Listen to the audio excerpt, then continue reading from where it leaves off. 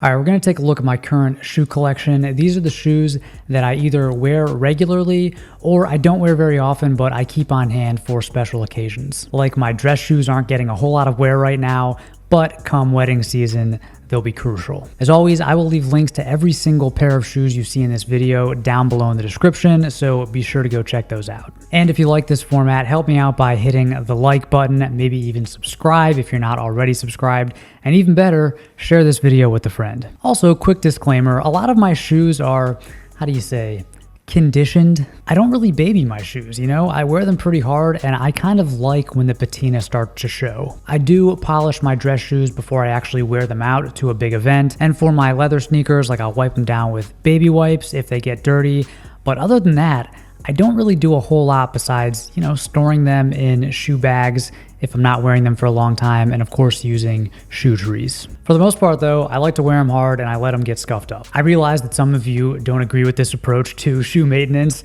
and that's totally fine, you know, do what you think is best. Okay, on to the shoe collection. Let's start with the most casual shoes and work our way up. So first up, we have the Nike Zoom Pegasus 37. I needed a new pair of running shoes to replace my old Brooks, and I wanted to get something that I could wear for a quick errand or maybe even to the airport if I was going on an overnight flight. So I wanted something that looked a little nicer than like Brooks or Asics. Basically, I didn't want to own one pair of shoes just for running and then another one just for like walking, like a comfy pair of shoes. Now I did consider Ultra Boosts and some other models, but I ended up with these Nike Pegasus because I think they're a nice mixture of comfort and looks, and for my foot, they just feel really good. I actually like the way they look better than the Ultra Boost. I think they're a little more low-key or something, maybe a little more mature, but most importantly, they're comfortable for running, and obviously you have to prioritize comfort and functionality over looks. My other pair of athletic shoes is the REEBOK CrossFit Nano. So I use these for lifting, cross-training, bodyweight workouts, basically anything where I don't want that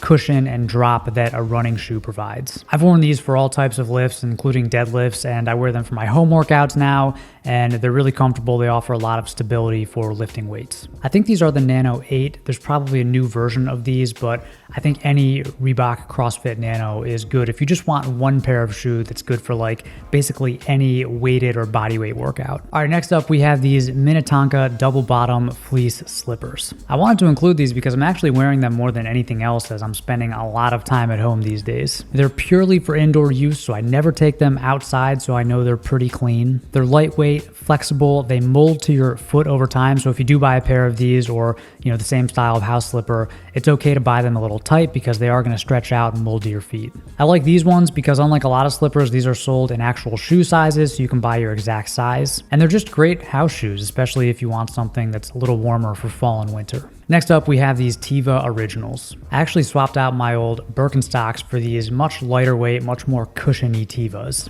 Unlike some other Teva models, these are very minimal and very neutral in color. They're insanely comfortable, and yes, I do wear them out in public. I wear them with shorts, I've worn them with pants like lightweight chinos, cuffed up, and I know a lot of guys say like men should never wear sandals or open-toed shoes, men shouldn't show their toes in public, which, you know, I hear this all the time. I've never heard somebody actually give a rational explanation for why they believe this. So if you believe that, please let me know down in the comments in an unemotional, rational way why men shouldn't wear sandals. I personally love sandals, especially if you live somewhere with very hot summers. It's a practical, comfortable shoe for summertime. And then of course I do have a pair of flip-flops, but these are strictly reserved for the pool or the beach. Okay, moving on to sneakers. My go-to sneaker is the Koyo Capri in the oat milk colorway. It's kind of like a creamy, warm off-white. These replaced my Koyo Capri Biancos that I had for several years. I actually still have those. They're so comfortable. I can't part with them, but they are pretty worn in at this point, and so these new ones look a lot better. I'm still breaking them in, so they're not quite as comfortable as my original pair yet, but I love the way they look. I love the off-white, maybe even more than pure white, and I really do think that the Koyo Capri is the best common project alternative, probably the best luxury minimal leather sneaker under 300 bucks. I also have these Greats Royale high tops in the cloud colorway with a gum sole. This is my only pair of high top sneakers, and I guess they're kind of like boots because you can't really wear them with shorts, so they're really great for fall and winter. I mean, you can wear them all year round, but to me, they sort of fill the same need as boots. I really love the soft gray color of these. I like that they're not just a bright white, and I think that the gray and gum sole combo is really nice. These are crazy high quality for the price. They were made in Italy. This was before Greats was sold to Steve Madden, so I can't really comment on their current quality of the Royale high top, but I can say that these are insane value for the price. And I'll say if you're trying to build a truly minimalist shoe collection, I don't think a high top sneaker really makes sense because you can't wear them with shorts. So I think, if you only want one pair of sneakers, I think low tops make more sense. Okay, let's move on to boots. First up, we have this pair of hiking boots from season 3. The color is called Sand. This is a modern take on the classic European hiking boot, and these are actually my most worn pair of boots right now. Unlike most Goodyear welted, like leather work boots, these are extremely lightweight, super flexible, and they don't require any break-in. But they are still Goodyear welted, and they have this soft merino wool lining, and they're just so comfortable, and they're actually also waterproof. They sit on a soft Vibram outsole, so very comfortable under the foot, and they come in unisex sizing. So I actually had to size down a full size for these, which is the case for a lot of boot companies, but I found that these do run big. The sand color goes with everything. I kind of wish the outsole was more of a lighter neutral color like brown or tan or white versus black, but it's not a deal breaker. I just think a warmer color would go better with my color palette. Like I wear a lot of blue jeans and olive chinos and stuff like that, but I think the black looks good too. Now these are very casual, so I pretty much only wear them with jeans and sometimes chinos. This next pair of boots is from Grant Stone. It is the Diesel. This is a Goodyear welted leather work boot, crazy high quality. I've heard boot experts compare Grant Stone to Alden, and even though these are made in China, I can say that the attention to detail and the quality control is definitely there. The only difference is, while these are still kind of pricey, you're not paying that made in the USA price tag. Now this is a heavy, substantial boot, and it's going to require some break-in, and honestly, I haven't put in enough time with these to really get them to that like soft, buttery level of break-in. It's just going to take some time, and I'm just not going outside or walking around as much these days, so I just haven't put in that time, but I do think these are going to break in nicely, and I can definitely recommend checking out Grant Stone if you're in the market for a new pair of boots. Moving on to Chelsea boots. Now, I'll admit, I over-index on Chelsea boots. I have too many in my collection, but I do like this format. I don't care if they were trendy or if they're going out of style, if they're coming back in style. I don't really care. I just think the Chelsea boot is a great format. It's practical, easy to slip on and off. It's comfortable, and I have 3 pairs. So the first pair is the Thursday Boot Company Duke. It's the first iteration of the Duke. It's very casual Chelsea. It's not dressy. This color, which I believe is called honey suede, it goes with everything. It looks great with light wash jeans, dark wash jeans, gray chinos, black jeans, olive chinos. It looks good with pretty much any pair of pants that I own. The suede is a weather safe suede, so I've worn it in snow and rain and slush.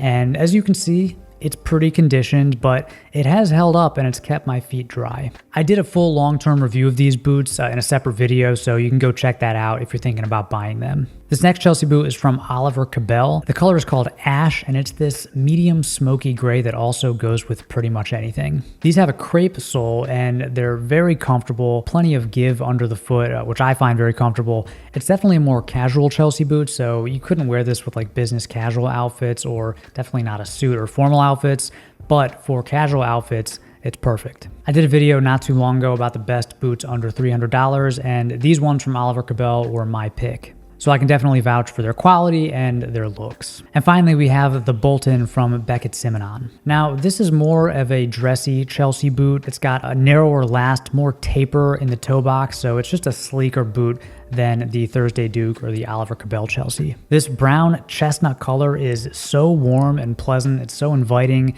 It looks awesome with blue jeans or navy or tan chinos. And the shaft on this Chelsea is a bit narrower, so it's going to hug your ankle a little more, which is good for dressier outfits because it's going to slip under the pant leg opening of like your, wool trousers or your suit pants. Just like with the Thursday Dukes, this suede is water repellent, and I feel like a lot of brands are using water repellent suede lately, so that's really cool because, you know, sometimes suede can be very delicate, but you can definitely wear these Boltons in the rain. These are Blake stitched, so they're going to be a little more lightweight and flexible compared to a Goodyear welted boot, but they're still resoleable. Now, given the current situation, I'm not really going out as much, I'm not really dressing up as much, so I haven't been able to really test drive these properly and break them in, but I'm looking forward to wearing them more once things sort of return to normal. And finally, I have this pair of true winter boots. These are the SOREL Cheyanne. Now, I've tested these in true winter conditions in northern Arizona and slushy city conditions in New York, and these will keep your feet warm and dry. Now, I don't think boots like this are necessary unless you live somewhere that gets a true winter. I think for most people, just any Goodyear welted boot and a pair of nice thick wool socks is going to be fine. But if you do live somewhere that gets, a couple of months of real winter, then I think it does make sense to invest in a pair of actual winter boots, and I've really enjoyed this pair from SOREL. And last but not least, let's look at my dress shoes. First up, we have these Ace Marks Oxfords. These have a super sleek silhouette. They're perfect for navy, gray, black, or charcoal suits. For me, these are reserved for some weddings or when I used to do job interviews, the occasional funeral. So, they're definitely my most formal pair of shoes. These have a Blake stitch construction, so they're going to be lighter and less chunky than something from like Allen Edmonds. But they're still resoleable. It's maybe not as easy to resole as a Goodyear welted shoe, but any competent cobbler should be able to do it. And speaking of Allen Edmonds, next up we have this pair of Allen Edmonds Park Avenues. This is the walnut colorway, and this was my first pair of real dress shoes, or really nice shoes. These were actually a Christmas present from my parents. They gave these to me, I think, after I graduated college and when I was like working in a real job for the first time and dressing up a little bit more. And they're still one of my favorite pairs of shoes. You can see that they've been worn a lot and they could probably use a little TLC, but they're super comfortable and I've really enjoyed them over the years. This lighter brown color, it's not the most versatile. Like, it's not a great color for your first pair of dress shoes, to be honest. I'd probably go with like a dark brown or like a burgundy, something that you can wear with like any type of suit. But this light brown does look really good with different shades of blue, looks good with a light gray wool trouser. So even though it might not be the most practical color, if you're only gonna have one pair of dress shoes, they have gotten a lot of wear over the years. And finally, we have these double monk straps from Oliver Wicks. I actually wear these way more than the black cap toe Oxfords. They're less dressy and the dark brown is extremely versatile. You can definitely wear these with the suit. They're gonna be a little less casual than your Oxfords, but they also have a little bit more flair and personality, and I really just love the monk strap format. This is the only pair of shoes that I've tried from Oliver Wicks, and even though that company is more known for their custom suits, I think they did a great job with these shoes. So actually, if I had to pick just one of these pairs of dress shoes, just in terms of versatility, I'd probably go with these dark brown double monks just because the color works with pretty much everything. And that's it. That is my current shoe collection. In my opinion, it's pretty well balanced, especially if you're into the kind of timeless, somewhat mature aesthetic. Obviously, if you're into like streetwear or like really into like rugged boots, your shoe collection is going to look a little different than mine. But this shoe collection is complete in that I never run into like a climate or a situation or an outfit where I don't have the right pair of shoes. It just doesn't feel like I'm missing anything. So I know things will change over time and things will be removed and added and replaced. And of course, I'll keep you updated as that happens. And I want to hear from you. What is your most worn pair of shoes that you own right now? Let me know down in the comments section. I read every comment. So if you have any questions, ask me down below. Thank you as always for watching, and until next time, stay stylish.